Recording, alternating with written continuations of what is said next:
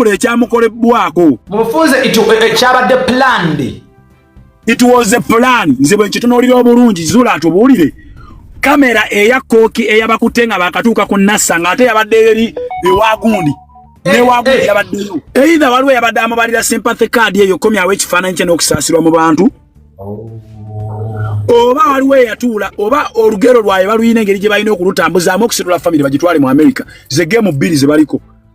Naye olikalimba mbu abantu bavudde ku Nassa without anything. Ne bajjaawo ne bandika omukuba olubeere ekitegeeza kati Zuula yabadde ali mu bbaza nnyira ku mutwe ate n'abafuna sympathy card.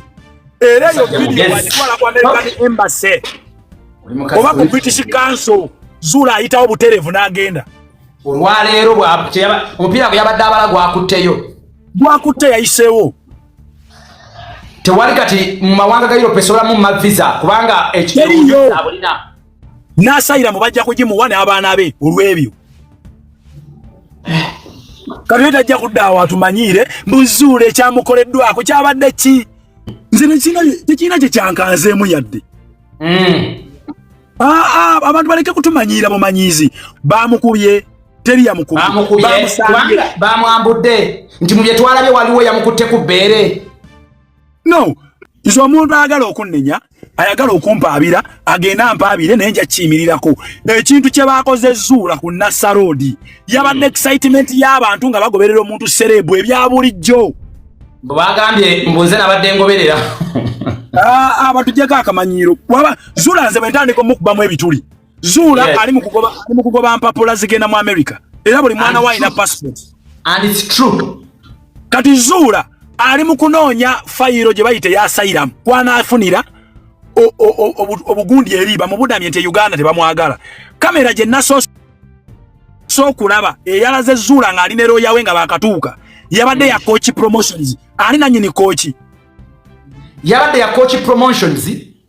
Coach Promotions nga kamera sisimu nga baakatuuka ng'olede bamuyita Coach Promotions. In fact one match jukidde era interview ono mukyala bazze n'ekintu kyabwe nga bakibaze. Kamera yavuddewo amangu ago. Kamera obukamera yadolabe alina akantu ka Kooki.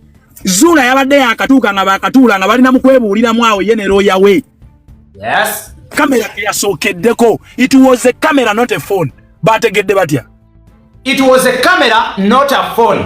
Not a phone. The first video gye nalabye ng'eraga first incidences nga baakatuukawo yabadde kamera not a phone. Ng'erimu ne logo Coach Promotions.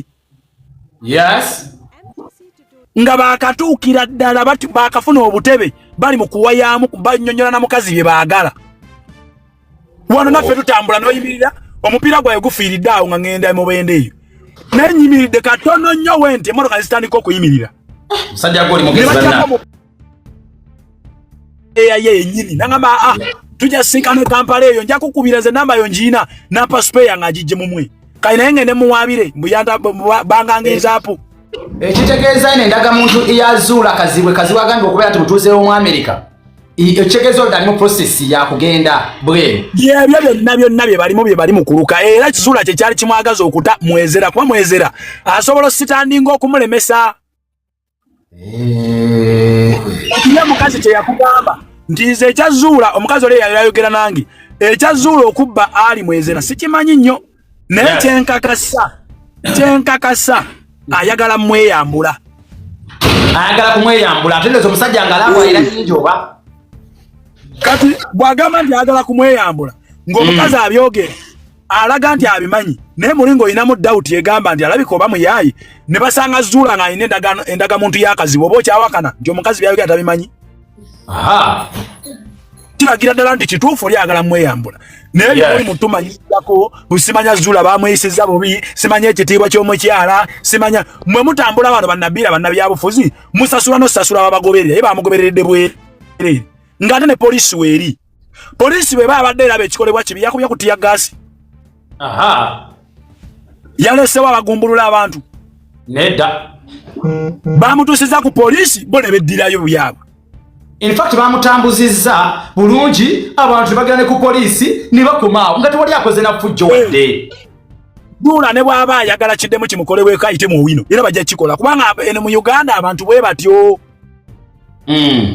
fenna batukunganirako naye ate ye kyasusse kubanga kyabadde ng'ekiri mu pulaani already nga ye kennyini kyayagala kuba kamera ezazze zimugoberera lwaki tezaamukutenga ava mu office naye zaamulinze tula ku Nassa kuba in fact nti omuntu yandimulinze nga yanula bibaze nga ayingira yuna atambula wano bwabanga yabadde ddala kifunga mu namawulira anonya konti otugamba otya mbu yabadde agenze kola photocopy otula wansi n'ojjayo ekitabo ne mutandika okusomera omuntu video yasoose babadde bali kusomera oli typist nalabye n'akatambi ng'omuyaya alinga amusemberedde ddala era ng'ayogera ne mu video ng'awulira n'amaloboozi nga mwegali ng'amusemberedde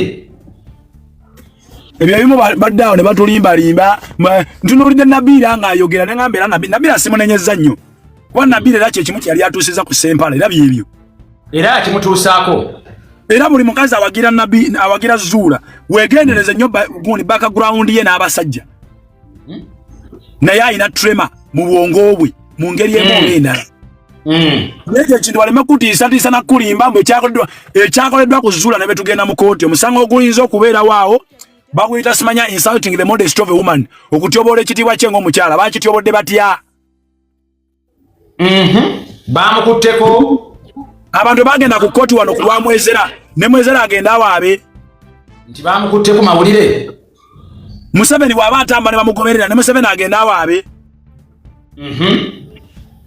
oba omanyi nti okoze erinnya nga toyagala bagoberere limiting entambula zo olikoze ekireetera okutuusa ebifo bye tulyamu Godfather kwewala bintu ebitaatu alabye meya webali nnyo nze natwala n'emmoloka yange wali nenjireka nga waliwo emmoloka eri mu kutikula Max Pan bazimba kizimbe nenjivaamu ngende ndabe emmoloka gye nabatwalidde kuba emmoloka eyo eriko n'ekipapula waliwo yagivuga ekiro n'agitambuza ne bagikuba ekipapula kya mitwalo 2 naye mba ndi awo katono nnyo ndi mu kulaba emmoloka eri eno ng'olube lutandise agijjawo tebatumanyiira baabo bazzeba kati ebyo bibaawo singa baamukubye oba ne boonoona ebintu bye mujjako masimu naki kyandibadde kikyuse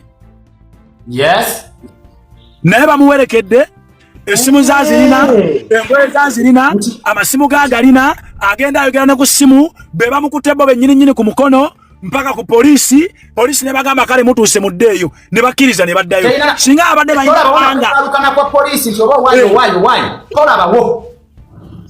singa babadde balina anga balinyenyeza akayumba kugenda okuba ababodaboda ababodaboda bajje nga bagoba polisi ekuyingizemu awo kaseero bwe kati olawo baba nakulekayo Godfather katikeze kankunyumizeeko ekino ekyange bwe kibe kyabadde bwe bampeereza obufaananyi obwo obulaga nti Hajjati Zuula ku Nassa Road bikoze bitya ddodo nga obutambi nga butambula nabadde nati omaliza program ne baŋŋamba nti bamututte ku polisi ya Jinja Road bwe baŋŋambye essimu gye basoose okufuna in fact nasanze Mama Fiina ne Nurdin babadde ku live nemba wa breaking news eyo ne bagamba naye baŋŋambye ate Hajjati Zuula bamukozeeko effujjo wa ku Nassa Road ne baŋŋamba baba agenze ku Jinja Road gendo abekiriwo nalinnye speed kaboda kama kwajja byadde mungi nga njagala genda kulaba ku polisi y'ekatwe omukyala kituuka kakati ntuuka ku Jinja Road nsangawo divorce aŋŋamba alabika omukyala tali wano mugamba tukomewo tuba tugenda essimu nga waliwo wa Cookie Promotions amukubira amugamba ka video kange okalabe bwe katambudde ku YouTube kono kyava amubuuza nti kalabika kawezeza ne miliyoni eya sente ukatege yes nakalabye mu ssaawa emu nga kalina abantu 4,400 ugambi ng'amugamba oyo Cookie kubanga ye yasoose okukabulekinga ku YouTube yekka ye yasoose era n'amugamba ono kyavude amubuuza n'amugamba wabadde mu ttawuni nti ensangiddwa mu ttawuni wano kumpi neŋŋamba ng'olina kamera ku speed era n'otegera nti era wasangiddwa era ku Nassa abayanzi nabalayo wano nga beefuula abagezi mbekikoleddwa ku mukyala